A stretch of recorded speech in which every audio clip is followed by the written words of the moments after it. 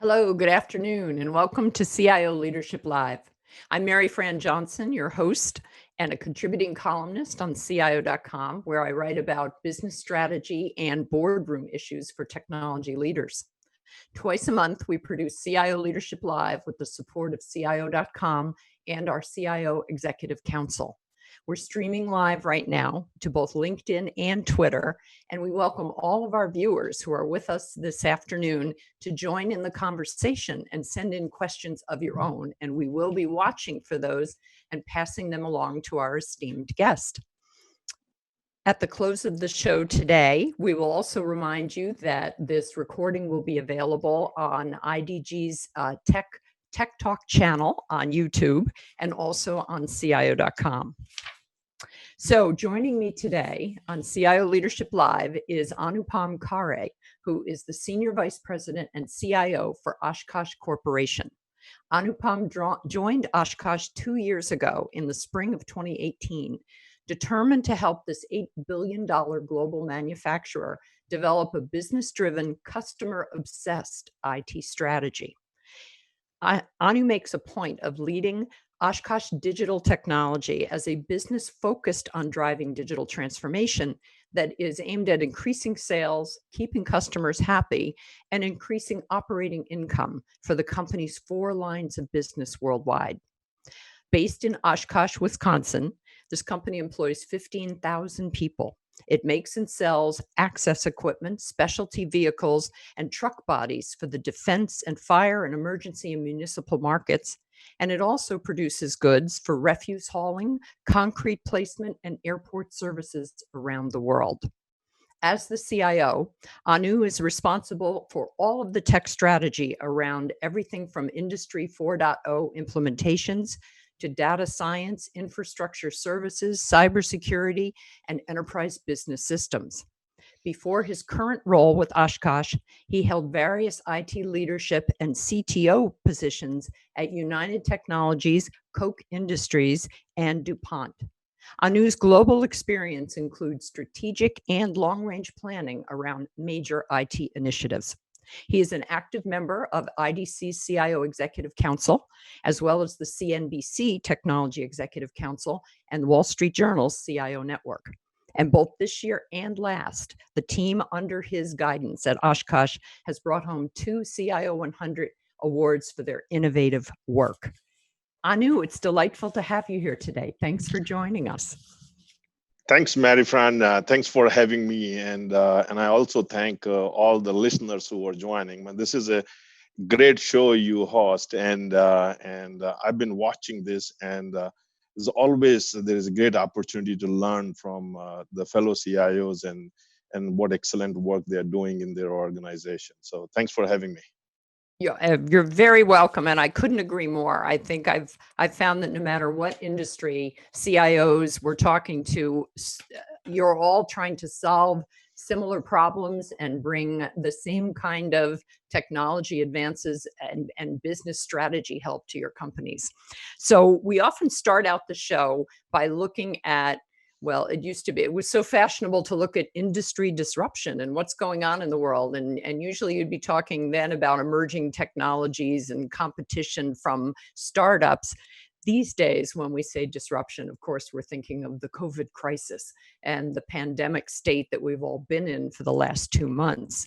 So let's start out by talking about how the crisis has been impacting Oshkosh and all the people that work for you and also for your IT team. Yeah, let me step back and basically define and introduce Oshkosh. And Oshkosh basically, I think, is a purpose-driven company. And our purpose is we move the world at work. And as you described pretty well, that we are a diversified global industrial company, our purpose is defined by some of the examples. I give example of we design and build fire trucks, and those fire trucks help our firefighters respond in an emergency situation when you and I are running out of a burning building, right? So that's just a simple example of every product, every segment has a mission, and we move the words and word at work. So that's our purpose, and so that's defines why. And why is very important to connect with all our 15,000 employees, and that why drove our response also on the COVID. So I'll describe in two parts, right? One on the business side, and the second on the IT side. On the business side, as we talked about, we are diversified global industrial companies. We have four segments. So two of our segments, fire and emergency, and defense segments, they have been doing pretty well. I think we have orders visibility till 2021, and they have been producing nonstop even during this crisis. And we are termed as an essential business. The rest of the two segments have seen the demand and supply chain variations like any other company, and our teams have been managing pretty well. So that's the general state. But overall, we have a very strong liquidity position, and that's our strength. And our people first culture, basically, that helps to overcome any adversities which we have. So with that, in overall, our teams, like our COO and CEO, they led an emergency response team here, making sure that every employee is safe. That was our first thing. The second thing was making sure that our businesses run, because we are essential businesses and we have a responsibility towards the customers. But when it comes to IT, we had basically three approaches here. One was when COVID started, right? And second, during the COVID, and third is post-COVID. So during as COVID started, we basically overnight, I think it was a weekend, when we switched over roughly 35 to 3,800 team members to remote working environment. Because you mentioned to me when we talked earlier that your CEO and your other C-level colleagues on executive management committee were pretty startled by how seamless it went, which is it's a real compliment to you as the CIO that you flipped a switch and everybody worked from home. And I'm kind of proud of my team. I think they have done phenomenal job. All the leaders coming together. But some of the things which we have done, I think we'll talk in our subsequent portion of our talk, is we were fortunate in terms of we had started late in 2018 our modernization program, and to our surprise, we finished that program, especially two areas. One was the service desk transformation, and second was the desktop transformation in January of this year. And those two became an essential element for remote working. So so be wrapping that up. Yeah, that was a very timely. And I also, one element I will mention is that we have built incredible relationships with our 15,000 team members. They know that in IT, we are here for them to make their experience better. So even though we had some of the people did not know how to do remote access, but they were very patient and we were able to transition them. So that was prior to as soon as COVID started. But during COVID, I think, every crisis brings creativity, right? And that's where I think the partnership matters a lot. And one of our partnerships, I'll give you 2 or 3 examples here. One example was our customers come here in our locations to do inspections before we dispatch trucks to them in one of our segments.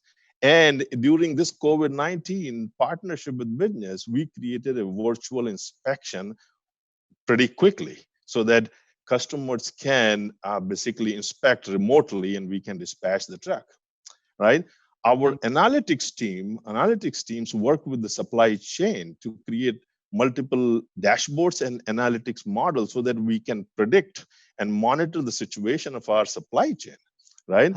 And also, one of our team members built a bot during the same crisis for our supply chain teams so that they can reduce their work and focus on making sure supply chain. So some of the ways during crisis our teams worked, and that's reflective of the partnership which we have built. And now we are focusing on return to the work.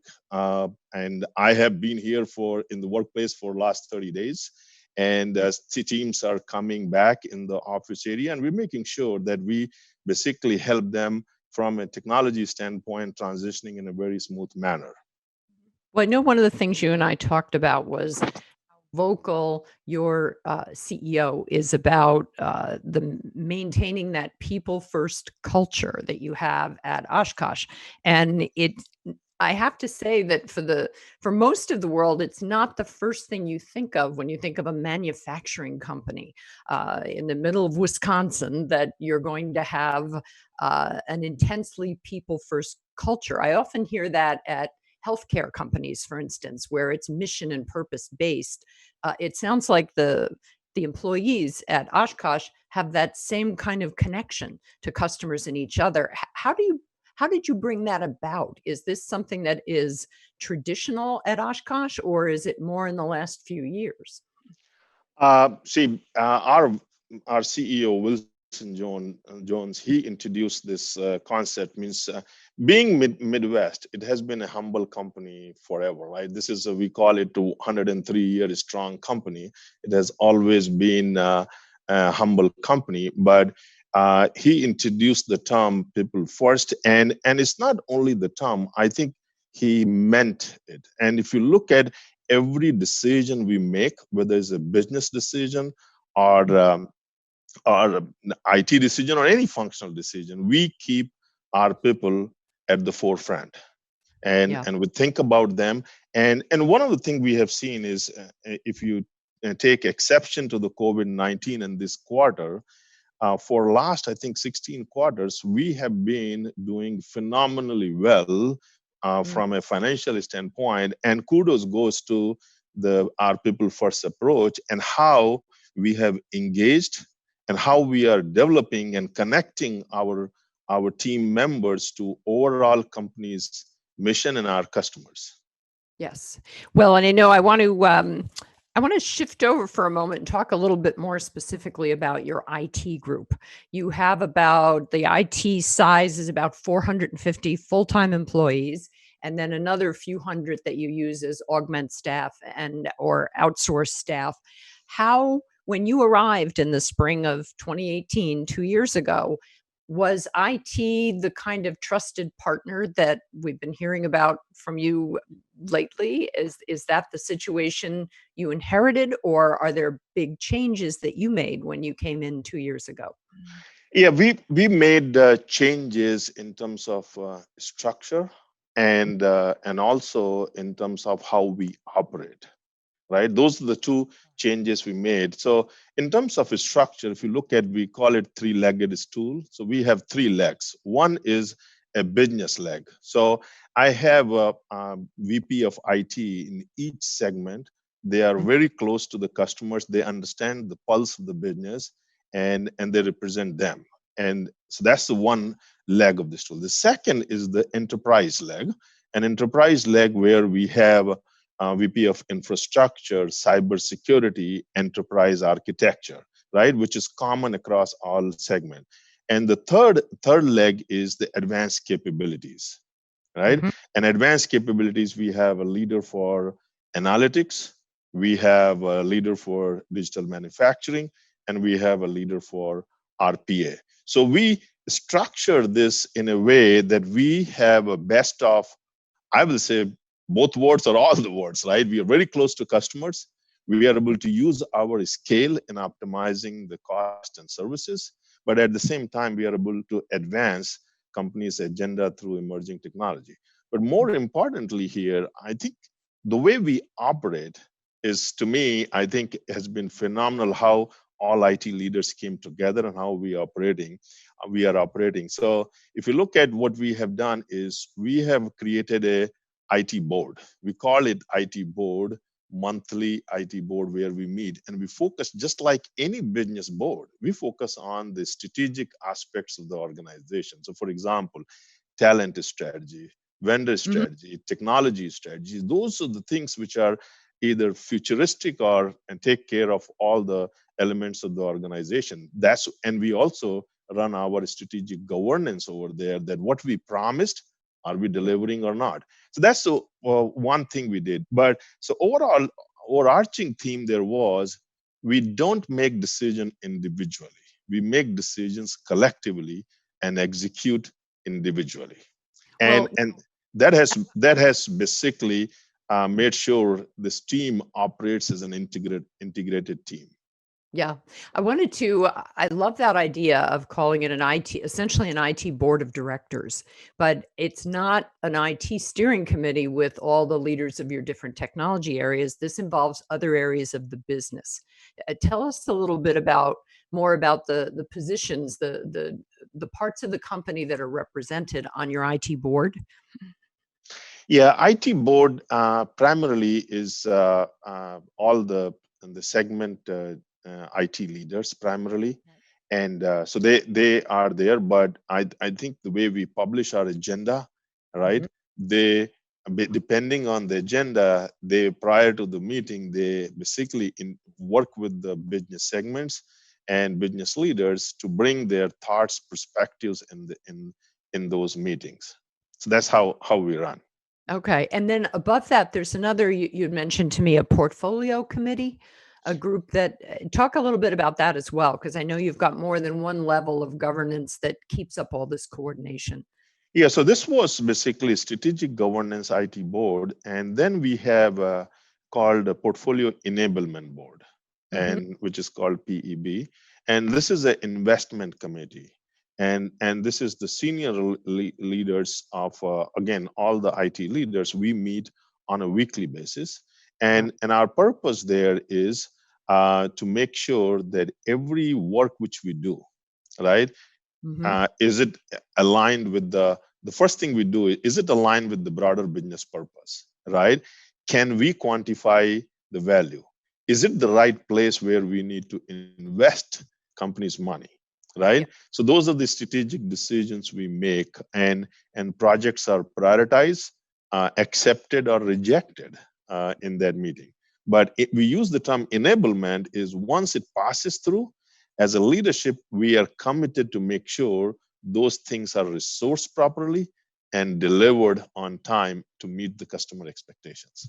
That's interesting. Well, and you and I had talked about this. I mean, as a longtime editor and writer, I'm very big on words and word choices and how important that can be.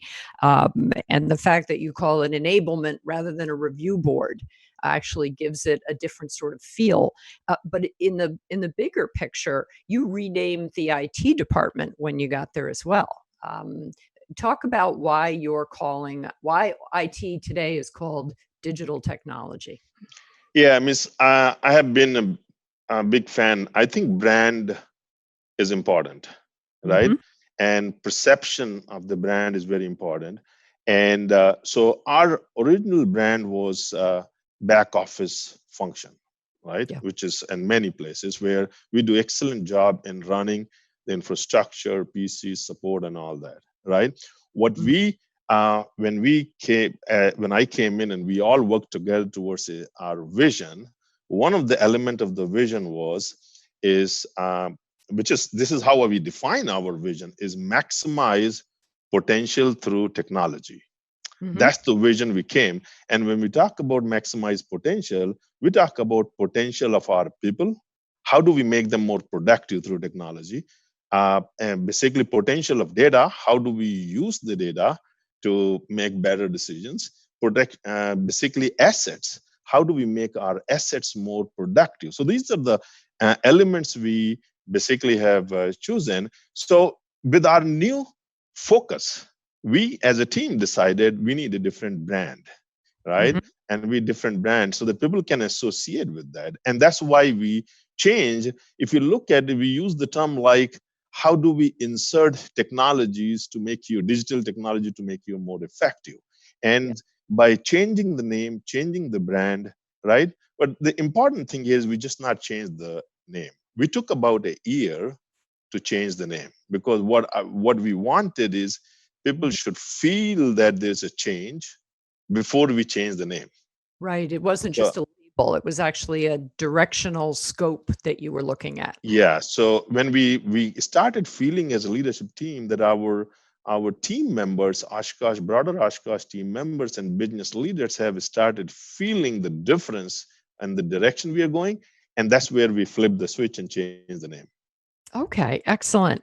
Well, if you're just joining us now, you have come upon CIO Leadership Live, where I am having a wonderful conversation with Anupam Khare, who is the Senior Vice President and CIO at Oshkosh Corporation in Wisconsin.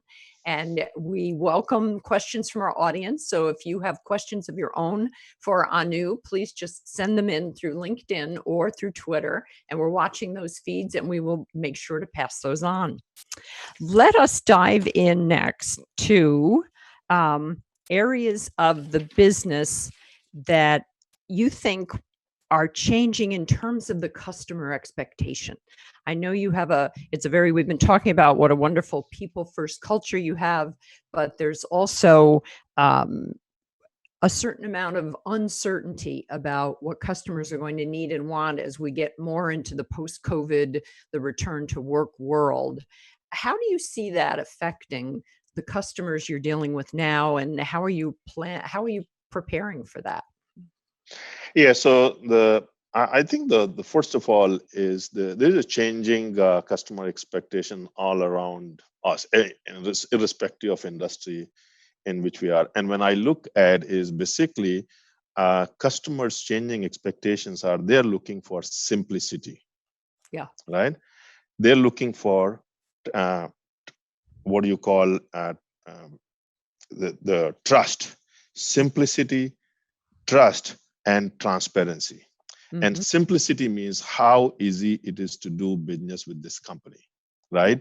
And that's where, number one, it comes how strongly we build a relationship with them, but also from a digital channel standpoint, e-commerce standpoint, how we make easy for them to approach us.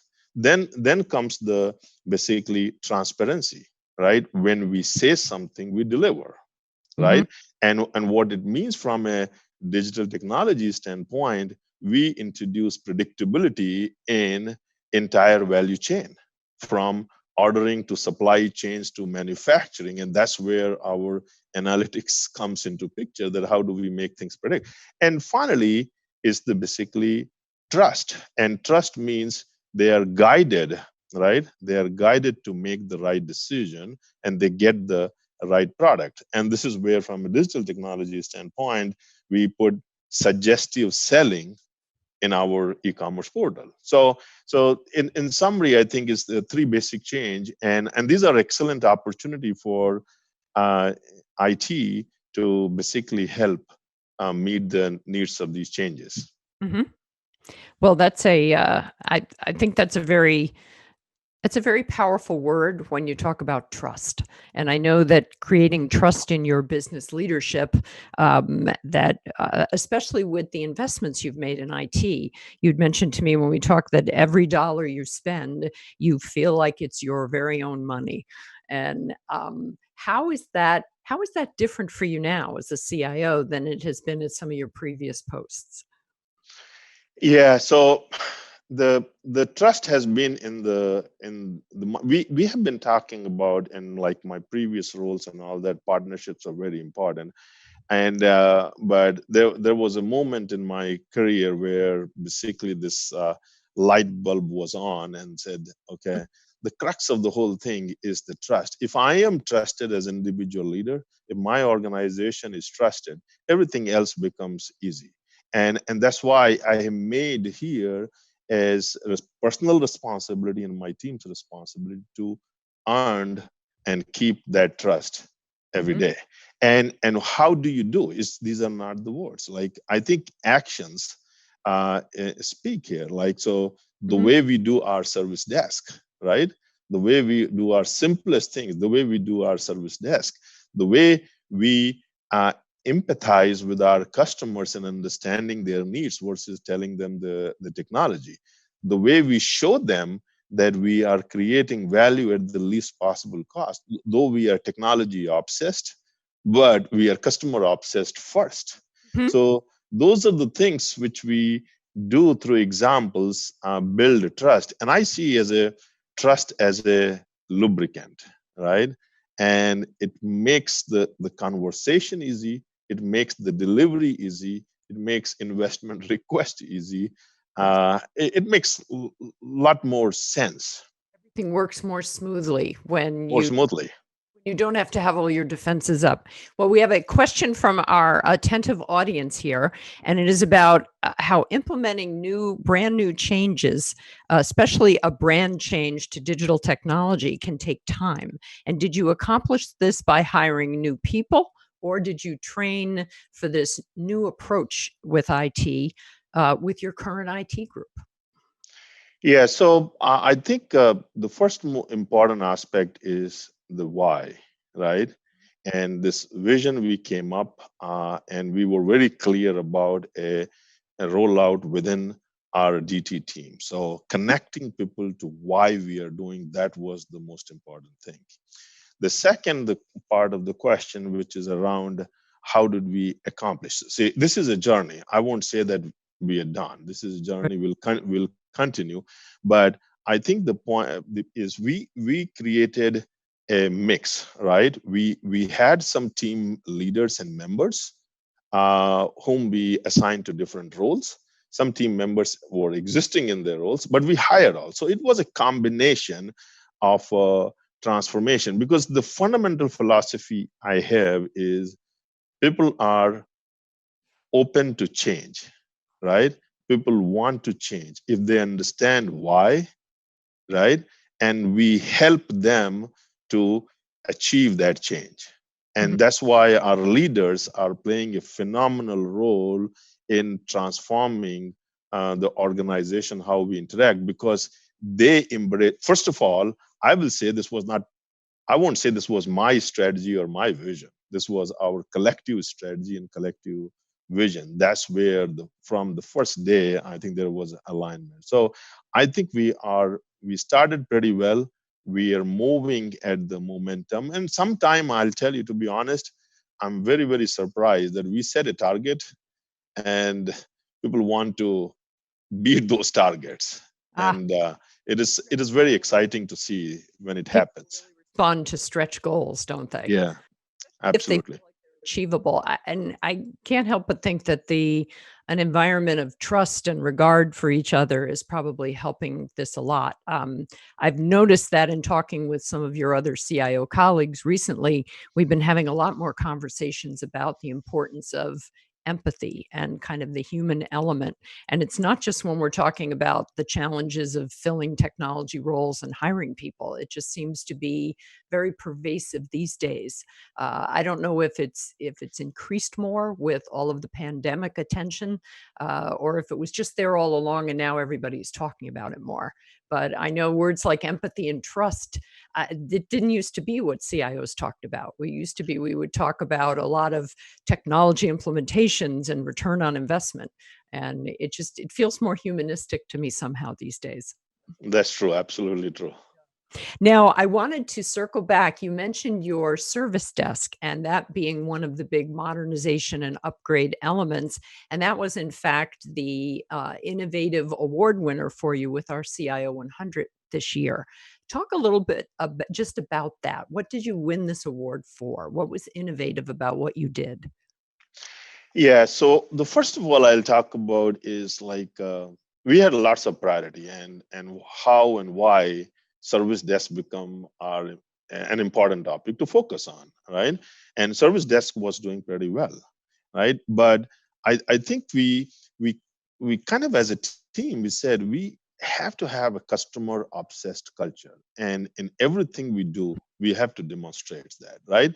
And service desk is where our 15,000 team members come and interact. And if that interaction is not, then we are not living to what we are aspiring to be, right? So that's why service desk become important. But then what we did a couple of things there. Number one, we focused on using machine learning, right? Machine learning to predict as many incidents as we can, Mhm. right? So that's the one set of technology we use.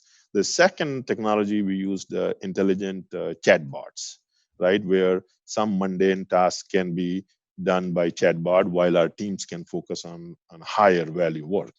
The third element is we use the automation. We are heavy on automation in digital technology functions. So we automated a lot of the functions, right? So that people don't have, our team members, Oshkosh team members don't have to call, right? They submit a request and things happen behind the scenes. So that was the automation. Then on top of it, we did a consolidation of help desk. So we generally, I think in 12 to 18 months, 47% reduction in incidents, and yeah, 47% reduction in incidents, and significant quality improvement. So uh, we are honored to receive this award, but I think we were doing things which we thought is important. Yeah, you weren't necessarily saying, "Oh, this is leading edge and innovative," so much as it was good for your customer obsession. And it just happened to win an innovation award because it And was pretty cool stuff. that's absolutely true. We have another question from the audience here about what your top short-term initiatives are in IT and why they would be your top ones. And I like a question about that as well, where I ask CIOs what is top of mind for you over the next year. And I think in the last 2 months that may have shifted around a little bit for a lot of CIOs. But if you were to name your top short-term initiatives today, what are they and why? Yeah, so I think I will say two short terms here. Number one, I think even though we have been very seamless in transitioning, but this scale has basically given us a view of the where our potential vulnerable points can be in infrastructure and application space. So we have made a list, and we want to make sure that we strengthen them further. That's one. The second thing is actually is we have streamlined our portfolio based on the new business reality portfolio of projects, right? There are certain projects we have put on hold and delayed, but the things we are focusing on, which are high value to customers. So our short-term focus is what we have promised. Let's execute and deliver fast. Mhm. And third is obviously very important is I think this COVID situation has different team members have a different situation, right? And they have dealt with this COVID situation differently. So when they are returning to the work, right, we have to make sure that they are as comfortable as before. So Mhm. those are the three, I will say, short-term priorities for us. Yes. Have you had discussions yet about how much this will change the company's attitude and acceptance toward people that would prefer to work remotely? A lot of companies get into a pretty heavy duty HR and almost a political cultural kind of conversation about. I know some CIOs at large insurance or banking companies, and they tend to have cultures that are very building specific. Everyone comes in here to work. We're very much centralized. How is that conversation playing out for you at Oshkosh? I mean, you manufacture fire trucks, so there's certain things that we can't do from home, but there's a lot of things we can. So how is that changing that conversation for Oshkosh? I think flexible workplace, right, has been our strategy even before COVID, right? So yeah, that's the flexible workplace, and that flexibility has to be determined based on the type of work, Hmm. team member situation, Hmm. and the team situation, right? So that has always been in place as part of our overall people first journey, right? So that will continue. However, our perspective is, I think the flexibility is an important element, but I think collaboration, right, and many times face-to-face collaboration plays an equal role. So how do you balance? And the way we are articulating is that balance has to be determined at at the team member level Hmm. and the supervisor level, Yes. right? So that's how we are approaching. I think again, the the work is important and our team members are important, and if Right. we keep those two things right in perspective, I think things are figuring out automatically. I don't think we're putting a lot of effort in thinking in those directions because it's a natural progression. So it'll be a situational decision in a lot of cases. And so you feel that the flexibility you might have to tinker with remote versus in the building sort of conversations, they're not changed in any direction from COVID. They were pretty much ongoing already. Yeah, and I will tell you, means if you look at our headquarters in Oshkosh, Hmm? it's the phenomenal headquarter, both from workplace design and technology design. Is the most modern Hmm. facility, and if you are living in the area as an employee, you would want to come and work over. Hey, it's such a cool place. So, You've got a better cafeteria than they're going to be making lunch at home. oh, absolutely. Well, let's leverage off of that and talk a little bit about talent acquisition and retention. And I mean, you are in Wisconsin, and it gets a little snowy there in the winter. So, what kind of talent challenges have you had over the past year, and how do you think they may change now that we are in this post-pandemic world, whatever that is going to look like? Yeah, so the talent challenges, first of all, I think our team has been very, very strong in the technologies which we owned, Hmm. right? And they were very, very strong. But the technologies which we are going to embrace, like data analytics and digital manufacturing, Hmm. uh, and that's area we are building our strength. So if you look at, you're right, Wisconsin has a challenge. First of all, but there's a positive side. We are very highly regarded company in this area, right? Our brand speaks as a company, so that basically helps in hiring people. But our strategy is a couple fold. Number one, heavy focus on reskilling and upskilling. So Yeah. last two years, we like first year we introduced the digital foundation training. 87% of the team member took. This year, we introduced a part of an academy, 3,200 courses for our team members to take any courses which you like in your area. And the team is responding phenomenally. So reskilling and upskilling is one element of this. The second element is we are flexible in NDT, recognizing the market reality. We are flexible in location. So we have team members who are working from Florida, Okay. Washington, D.C., and Arizona.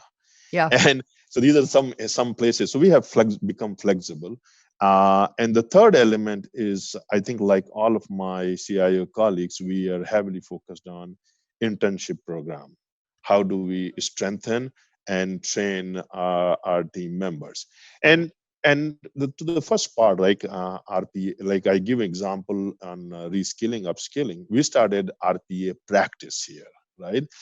And when we started RPA practice, we didn't have anybody who knew what RPA is, right?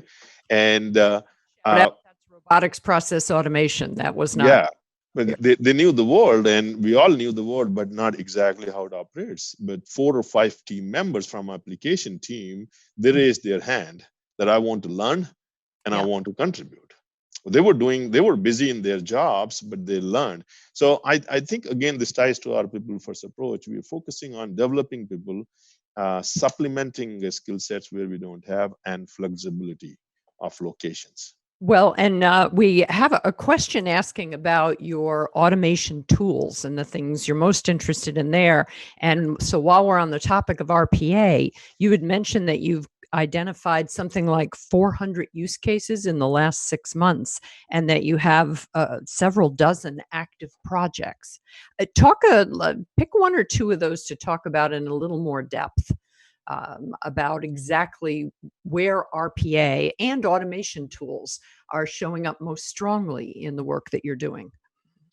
Yeah, so I give one example, which is during COVID, our team members did was we have a ERP system, and in the from the ERP system, we find out where the material shortages are likely to happen, right? And based on that, we extract the data from our ERP system. We write an email to our buyers, right? Write email to suppliers, checking the status of those supplies, right? And this is a constant process. So, and then some basically suppliers respond. What is the status? We go back and enter into our ERP system. This whole process was very manual process, Yes. and the bot takes the data from ERP system, and we have a customized template for email. Bot writes an email, Oh, it goes to suppliers, and the second portion of the bot we are writing, my team is writing, is when they get response, how to read the response and put in the ERP system. interesting. So that was the Mhm. simplest example. We had example of invoice processing.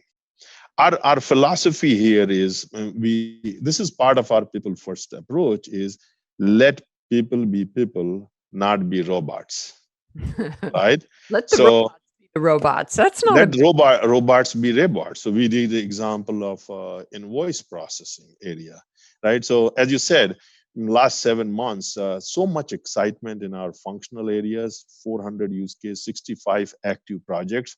We started with the demand issue, and now we have a supply challenge. How do we meet those demands? But that's how the new capabilities work. But I think the team has done phenomenal job because we are approaching this as a practice, Mhm. right? And practice means we educate our customers the potential of this, the Yes. power of this. They come with the use cases, and we partner with them. They do the process type of work, we do the IT type of work, and that's Right. how we create a team.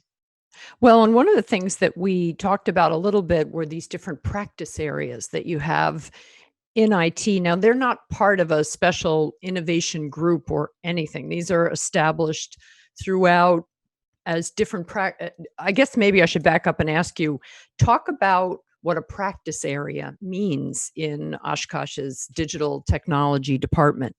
You had mentioned when we talked that you've got 3 new ones in analytics, in digital manufacturing, and in RPA. So for an outsider that doesn't understand exactly how IT works for you at Oshkosh, what does that mean when something is a practice area? Describe a little bit more. Yeah, so when we look at the practice, I think the two component. One is the capability, and second is the approach, right? And capability is our aspiration is if we are saying RPA practice, we have to be number one in knowing the technologies we choose. Mhm. How do we code? How do we govern? How do we document the processes? So every element of the technology, we need to have a strong competency. That's the capability portion of Mhm. it. The second is the approach portion of it, right? Approach is we are not telling anybody what to do, Right. right? We are doing guided selling, right? So we do a educational session with Mhm. people, and we bring use cases from external places and saying this is what the possible are, and raise ambition. We raise ambition of our functional group, that what is possible. And so that's the change in approach. Once you raise the ambition, they Mhm. create projects. So we are not going to tell you what to do, right? We are going to first is educate you. And once we deliver, we show you this is your process, your value. We are here to enable you. Interesting, interesting. Because I know that from all the business leadership articles and things we've all read over the years, they always underscore the point that you can't create motivation in people or ambition. It essentially has to come.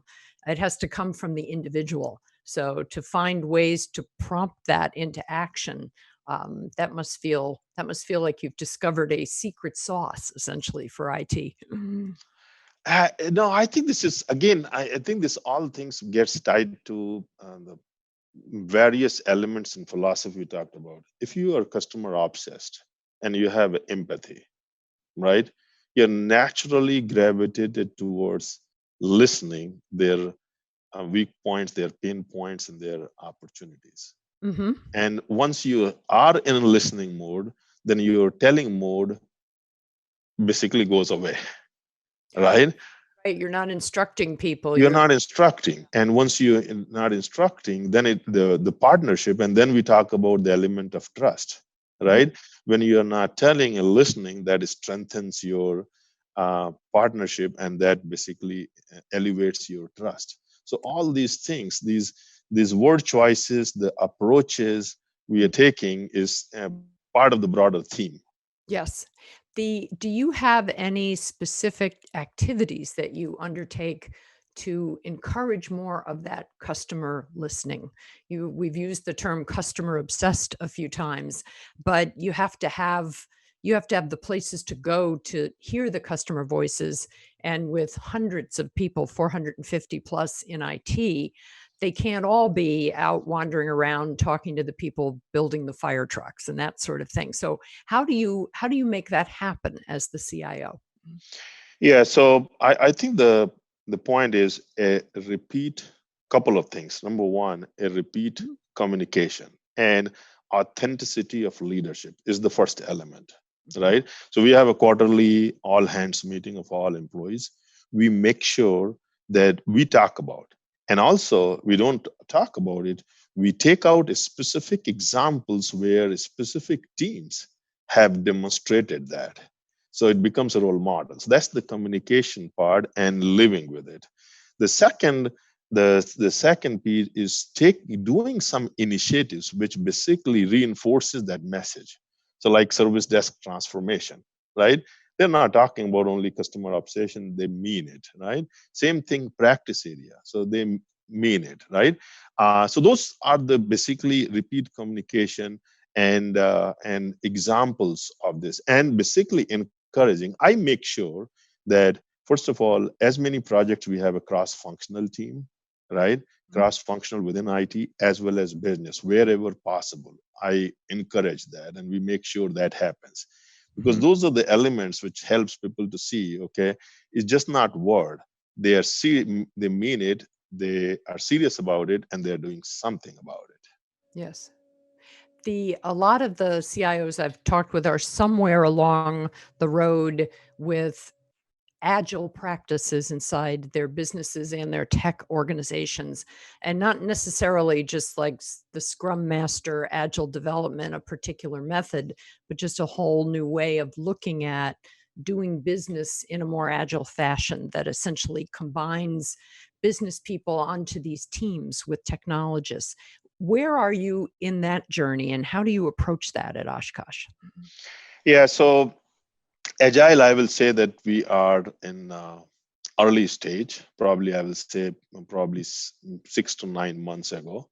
Hmm. We started on this journey, and we are basically approaching it from two perspectives. One is the cultural perspective. The second is basically processes standpoint, and third is the metrics, right? So, for example, is if you are an agile organization, your time to respond on service desk will be keep on decreasing, right? If you are an agile organization, your delivery of projects will be much faster, right? Overall, but you will be delivering. So those are the metric side of. Culture side of it is we have been focusing on entrepreneurship and inclusiveness, right? And the element there is that everybody's idea matter, and when they are included and you interact with customers, then I think that itself creates speed in the process. And Hmm. then there is a mechanics of agile, like you sprint scrums, and how do you manage projects and project enablement, all those things. So we have combined all three things. But I'll say we are making good progress in that area, but there's a way to go. Well, and I hear that from a lot of your CIO colleagues as well. It's just sometimes I get frustrated with the fact that everything is a journey and we never really seem to arrive at the destination. But in truth, digital transformation is such an ongoing, rolling forward kind of approach. You'll never, I remember there was I think it was the CIO of General Motors at one point was asked about when do you know digital transformation has succeeded? And he said, well, never, you never stop. You just keep rolling forward. I have a question from our alert audience about meeting customer and employee expectations, and how improving technology and improving digital technology is often part of the answer, but that it never stops, like digital transformation itself. So they want to know a little bit more from you about how are you meeting an ever increasing data demand from automation and from the data intensive applications. And that may get back to one of your practice areas in data analytics. But is there anything we haven't talked about so far that you use in essentially seeing to that, to meet that ever increasing demand for more data that is doing more things for customers? Yeah, so I think in our data journey, what we talk about is philosophically we talk about is data as a business asset, right? Hmm. And so we have a significant size of the data right now, Hmm. and our focus right now is to use analytics to show the power of what data can do. That's the one element of it. The second element of it is that strategically what data we need to acquire. I believe that we need to have more data than we have, right? We have data which we collect as part of our transaction, Hmm. but we are going to get more data as part of our digital manufacturing. We collect the data from machines. We are collecting the data from our product. Yes. So the fact is, the answer to the question is we have data, but I think we need more data because the power of data is phenomenal.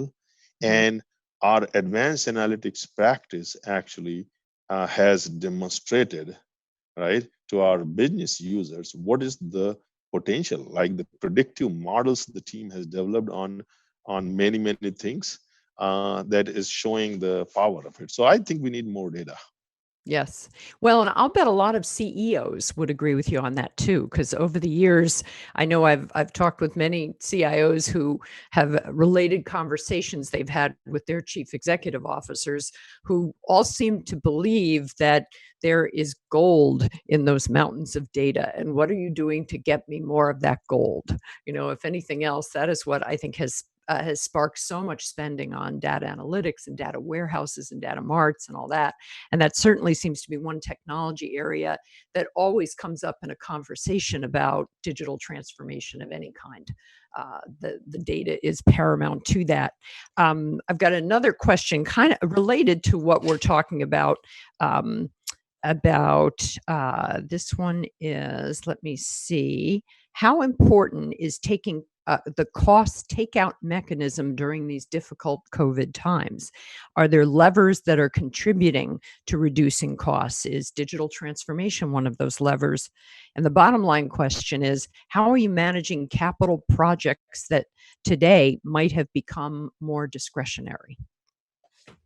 Yeah, so so the way we see is digital technology. We are part of the family, Mhm. right? And if family is going through a challenging time, every member of the family has to contribute, right? But that's the underlying philosophy. So that means cost alignment measures which we have done, we have voluntarily basically came up, and this is what we can contribute from a cost reduction standpoint. And how we're doing it is primarily focusing on, because see, we laid a foundation about 18 months ago that every project, right, every project we value based on 5-year NPV, right? And once we have a value clarity, and then we have external spend. So what we do is that we look at, like, what we have done during COVID crisis is looking at all the high NPV oriented projects, Yes. right? Let's prioritize them. One, filter one. And filter two is focus on those projects, right, where external spend is minimal, right? And then have a dialogue with the business, right? There's a capital challenge. This is an expense challenge. Our recommendation is that we should focus on these projects and not focus on these projects. What do you think? Yes. So this becomes a dialogue, and if they are passionate about a particular project, then they will find money somewhere. Yes. So that's how we are doing it. Okay. And so the NPV, that's net present value. That's a net present value. 5-year NPV we do after tax. It's just like we mimic the business investment language. So they do all the projects on 5-year NPV, and except some longer, we exactly so our vocabulary has become very, very common. Which is great, because I know that's something for all the many years that I was the editor-in-chief at CIO Magazine. we often wrote articles about that whole business language, about speaking in the same language as your business partners. And that was just, it was such a common theme over the years. Maybe it's because we all talked about it for so many years. It seems to have been very broadly adopted by CIOs that are having a lot of strategic success with their companies. I hear a lot more about NPV now. I might have 5 years ago, for instance. Let me see. We just have a few more minutes left in our time today. Didn't I tell you this would just fly by this hour? And I wanted to talk about some of the leadership lessons that you have learned along the way. You've had leading business and IT roles at other companies before you came to Oshkosh. And I find that senior leaders like yourself always end up with a couple of key messages that they are willing to pass along to other aspiring CIOs or to some of their colleagues. What are the principles of leadership that have mattered most to you and have contributed to your success so far? Yeah, I will say I put lessons which I learned in probably three categories. One is definitely we are in the people business. We create value through people. So culture, and especially creating a learning organization, right, which constantly learns, is a very, very important thing. And because what happens if you have a strong culture and learning organization, all things fall in place. The second thing, which I always talked about, trust. Building and elevating trust on everyday basis with your employees, with your peers, with your business is a important lubricant. So people, trust. And third thing which I do is prioritize. We all are inundated with whether it's email or projects and all that. So I use, and I have learned to use, still learning it, is 80-20 principles. The 20% of the projects create 80% of the value. Focus on that, right? So 20% of the task creates 80% of the value. So I will say people, trust, and 80-20 prioritization are the three things I have learned in my career. There are many things I learned, but if I have to pinpoint top three, these are the top three. Well, and I always do force that question. I make my CIOs, all right, get all your life lessons narrowed down to 3 really great pieces of advice. So I appreciate you putting up with that, because I know there's probably you have a top 10, but those are all pretty good ones: culture and trust and 80-20. And my only issue with 80-20 is that it takes so much perspective to actually figure out that 20%. And I think that's an art, and that's why I said I'm still learning. We all are practicing and learning every day. Well, that's why I think CIOs are so interesting to listen to and to talk with. So thank you so much for joining us today.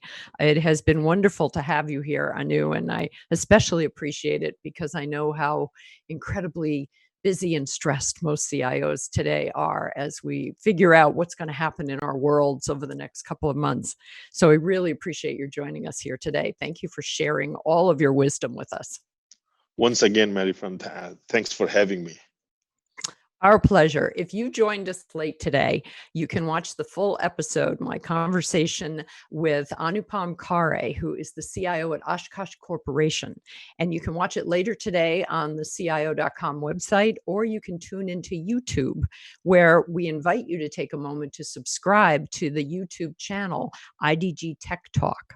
You can also catch this conversation as an audio podcast in any of the places where you get your podcasts. I hope you enjoyed the conversation today with Anupam Khare. I know I did. And I hope you'll join us for our next episode of CIO Leadership Live. We'll be back in about 2 weeks on Wednesday, June 10th at noon Eastern again, when I'll be joined by Nathan Rogers, who is the CIO at SAIC, the Washington, D.C. based defense contractor. Thanks so much for tuning in today and spending time with us. And a special thanks to all of our attentive alert listeners and watchers who sent questions in for Anu. We appreciated your time today and hope to see you back again on June 10th. And in the meantime, stay safe and well. And thanks again for joining us.